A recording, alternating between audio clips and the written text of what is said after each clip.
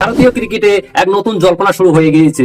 Lower টেস্টে হারের পর ইংল্যান্ডের বিরুদ্ধে 5 ম্যাচের সিরিজে 2-1 ব্যবধানে পিছনে রয়েছে আমাদের টিম ইন্ডিয়া। ঠিক এই সময়ে দেশের প্রাক্তন কিংবদন্তি মদনলাল টেস্ট ক্রিকেট থেকে অবসর নেওয়া বিরাট কোহলিকে ফিরে আসার কথা বললেন। তার মধ্যে দলের তরুণদের পাশে অভিজ্ঞ বিরাটের থাকা খুবই প্রয়োজন।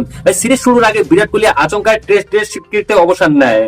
আর এই সিরিজের জন্য নিজেকেও প্রস্তুত করেছিলেন বিরাট কোহলি। বর্ডার গাভাস্কর ট্রফিতে খারাপ পারফরমেন্স করার পর রঞ্জি ট্রফিতে অংশগ্রহণ করেছিলেন, তারপরেও আবার হঠাৎ করে বিরাট কোহলির অবসান ঘোষণা। এই পরিস্থিতিতে মদনলাল বলেছেন যে কোহলির মতো ক্রিকেটার জন্য টেস্ট ক্রিকেট ছেড়ে দেওয়া খুবই উচিত নয়। তার অভিজ্ঞতা, খেলার প্রতি ভালোবাসা এগুলা দলের নতুন খেলোয়াড়দেরকে খুবই অনুপ্রেরণা করতে পারে।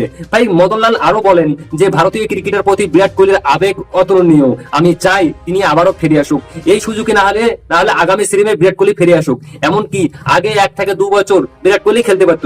তিনি আরো বলেন যে বিরাট কোহলি এই সময় অবসর নেওয়াটা একদম ঠিক করেনি। এখন আমরা দেখেছি যে বিরাট কোহলি এখনো কিন্তু টেস্ট ক্রিকেট খুব ভালোই খেলতেছিল।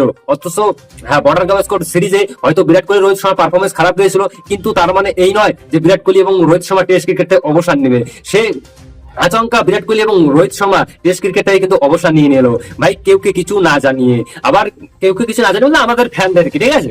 এবং কথা হলো যে বিরাট কোহলি এবং রোহিত শর্মা যদি অবসর নেওয়ারই ছিল, তাহলে তারা রঞ্জি ট্রফিতে গিয়ে কেন প্র্যাকটিস করলো, রঞ্জি ট্রফির ম্যাচ কেন খেললো? তারা অবসর নেওয়ার কোনো মানেই ছিল না। হয়তো কিছু একটা হয়েছে, তো সেটা রিপোর্ট এখনো আসেনি। আচ্ছা, তোমাদের কি মনে হয় যে বিরাট কোহলি এবং রোহিত শর্মা টেস্ট ক্রিকেট থেকে অবসর নিয়ে গিয়ে ঠিক করেছে, নতুন দিকে চান্স দেয়? কিন্তু নতুনটা আমাদের যে পরিস্থিতিতে ফেলিয়েছে গুরু, আমার মনে হচ্ছে যে ইংল্যান্ডের সঙ্গে সিরিজটা হয়তো হাত থেকে আমাদের যেতেও পারে, কিন্তু এখনো অনেক চান্স রয়েছে। দেখা যাক কি হয়।